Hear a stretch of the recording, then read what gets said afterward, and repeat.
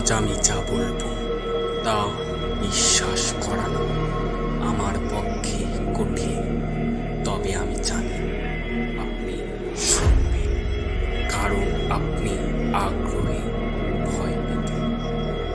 চলুন আমাদের সিরিজ শুরু করা যাক। সেই বিকেলে আমি যখন পুরানো বইয়ের দোকানে গিয়েছিলাম, তখন প্রথম দেখেছিলাম ওই আয়নাটা। ধুলো ধুলো কাঠের ফ্রেমে পুরনো কারুকাজ, তার মাঝে এক বিভীষিকাময় রহস্য যেন জমাট বেঁধেছিল। দোকানদার এসে বলেছিল, এই আয়নাটা কিন্তু কারো কাজে আসে না, বেশিরভাগই ফেরত দিয়ে যায়।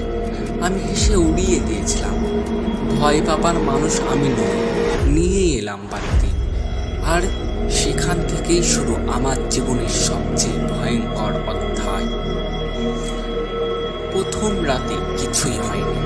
দ্বিতীয় রাতে আমি হঠাৎ ঘুম ভেঙে দেখি আমার বিছানায় পাশের আয়নাটা হালকা ঝাঁকুনি দিচ্ছে। ভেবেছিলাম বাতাসের কারণে হবে, কিন্তু তৃতীয় রাতে আমি নিজেকে আয়নায় দেখতে পাইনি। হ্যাঁ, আয়নার সামনে দাঁড়িয়েছিলাম, কিন্তু আয়নার প্রতিফলন ছিল না। এক অজানা ঠান্ডা আমার শরীর বেয়ে নেমে এলো, কণ্ঠ শুকিয়ে গেল। চতুর্থ রাতে আমি শুনতে পাই আমার নাম, ধীরে ধীরে কে যেন মারুফ, মারুফ। তখন থেকেই শুরু হলো আসল ভয়। ঘুম ভাঙলে বিছানায় পেতাম অজানা এক মহিলার চোখ। একদিন খাটের নিচে রক্তাক্ত একটা হাত যেন আমাকে টেনে নিচে নিতে চায়।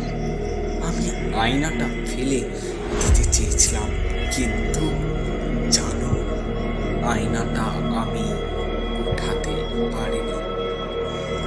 তাকালে মনে হতো ওটা আমার দিকে তাকিয়ে আছে। একটা অনুভূতি হতো যেন ওটা বেঁচে আছে। একদিন আমি আয়নার পেছনে খোঁজ করছিলাম, একটা পুরনো কাগজ পেলাম। তাতে লেখা ছিল, যে আয়নার সামনে নিজের ছায়া হারায় সে আর নিজের থাকবে না। আজ 7 দিন আমি আয়নায় নিজেকে দেখি না, কিন্তু কেউ একজন আমাকে দেখছে। যখন ঘুমাই আমার মুখের ঠিক সামনে দাঁড়িয়ে থাকে। সে আমার মতোই দেখতে, শুধু চোখ